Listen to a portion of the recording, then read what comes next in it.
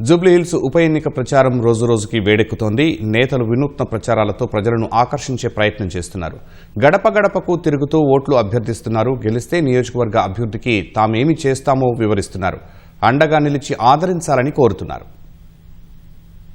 జూబ్లీహిల్స్ ఉప ఎన్నికలో గెలుపు కోసం అన్ని పార్టీలు శ్రమిస్తున్నాయి. వినూత్న ప్రచారాలతో ఇంటింటికి తిరుగుతున్న నేతలు ఆదరించాలంటూ ఓట్లు అభ్యర్థిస్తున్నారు.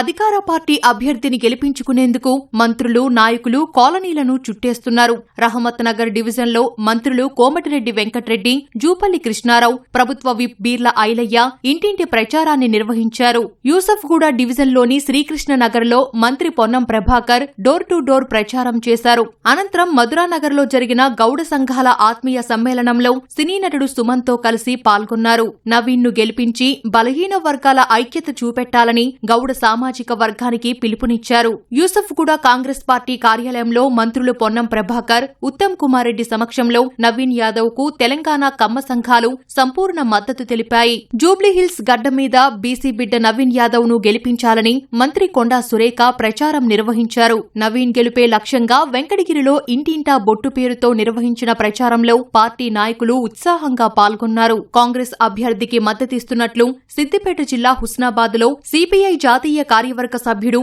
చాడా వెంకటరెడ్డి తెలిపారు. అశ్వారావుపేట కాంగ్రెస్ ఎమ్మెల్యే జారే ఆదినారాయణ వినూత్నంగా ప్రచారం చేశారు. ఓ చికెన్ సెంటర్లో చికెన్ ముక్కలు చేతిలో పట్టుకొని పాట పాడుతూ ఓటర్లను ఆకర్షించే ప్రయత్నం చేశారు. కాంగ్రెస్ పార్టీ సామాజిక న్యాయానికి ఛాంపియన్ పార్టీ. అటువంటి పార్టీ ఇలా సామాజిక న్యాయానికి ఒక యువకుడిగా అవకాశం ఇచ్చింది. ఆ యువకుడిని మనం భుజాల మీద తెచ్చుకొని నిల్చుండబెడితే ఆ నిలబడి గెలిచేది నవీన్ యాదవ్ కాదు, సామాజిక న్యాయం. ఆ సామాజిక న్యాయం రేపు రాబోయే తరానికి ఒక మార్గదర్శకత్వం ఇద్దరనే మాటని ఈ సందర్భంగా మనవి చేస్తూ నమస్కారం చెప్తూ సెలవు తీసుకుంటున్నాను.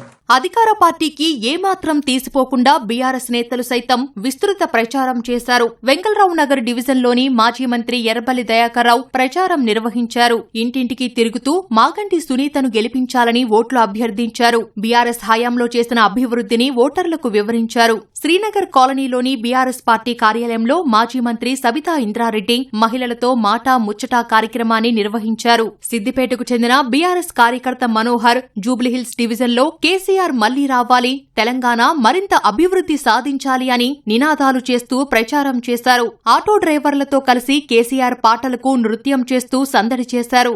ఎన్నికలు వచ్చినాయి కాబట్టి ఎన్టీ రామారావు గారు వారి విగ్రహం లేకపోతే దొడ్లో దూడను కట్టేసినట్టు ఇక్కడ నుంచి అక్కడికి, అక్కడి నుంచి ఇక్కడికి కమ్యూనిటీని తిప్పడం కాదు. ఇప్పుడు పోటీ చేస్తున్న సునీత గారు is the most eligible candidate. హైదరాబాద్లో కానీ తెలంగాణ రాష్ట్రంలో కానీ అనేక రంగాల్లో, హెల్త్ రంగంలో కానీ, ఎడ్యుకేషన్ రంగంలో కానీ, రియల్ ఎస్టేట్ రంగంలో కానీ, కన్స్ట్రక్షన్ రంగంలో కానీ, లేదా సినిమా రంగంలో కానీ, ఇతర రంగాల్లో కానీ ఎంత ప్రోత్సాహం కల్పించి ఒక కన్సిస్టెన్సీ ఇచ్చారు కేసీఆర్ గారు. ఒకసారి ఆలోచన చేయాలి. 2 ఏళ్లు మైనారిటీని మంత్రివర్గంలోకి తీసుకోనందుకు ముఖ్యమంత్రి రేవంత్ రెడ్డి చార్మినార్ వద్ద ముక్కు నేలకు రాయాలని కేంద్ర మంత్రి కిషన్ రెడ్డి డిమాండ్ చేశారు. ముస్లింల ఇజ్జత్ సీఎంకు అవసరం కానీ హిందువుల ఇజ్జత్ అవసరం లేదా అని ప్రశ్నించారు. మజ్లిస్ ను కాంగ్రెస్, బీఆర్ఎస్ పెంచి పోషించాయని, ఓవైసీ కనుసన్నల్లోనే ఆ 2 పార్టీలు పనిచేస్తున్నాయని సోమాజిగూడ ప్రెస్ క్లబ్ లో నిర్వహించిన మీట్ ద ప్రెస్ లో ఆరోపించారు. కాంగ్రెస్ నేతలు మజ్లిస్ గుర్తు పతంగిపైన చేతి గుర్తు పెట్టుకుని ప్రచారం చేస్తున్నారని విమర్శించారు.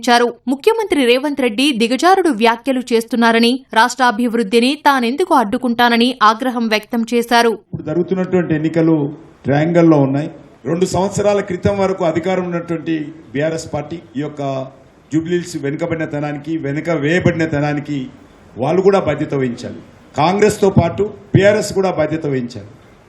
కాంగ్రెస్ పార్టీ ఎన్నికల ప్రచారంలో ఎక్కడ కూడా మేము వచ్చినటువంటి 2 సంవత్సరాల్లో ఇచ్చినటువంటి 6 గ్యారంటీల విషయం కానీ, ఇచ్చినటువంటి అనేక రకాల 400 పైచీలకు సబ్ గ్యారంటీల విషయంలో కానీ ఎక్కడ కూడా ప్రస్తావించడం లేదు. ఎంతసేపు వ్యక్తిగతమైనటువంటి విమర్శలకు మజ్లిస్ పార్టీ మెప్పు పొందేందుకు గౌరవ ముఖ్యమంత్రి రేవంత్ రెడ్డి గారు ప్రయత్నిస్తున్నారు. ఆసక్తి రేకెత్తిస్తున్న జూబ్లీహిల్స్ పోరులో విజయం ఎవరితోననే ఉత్కంఠ నెలకొంది.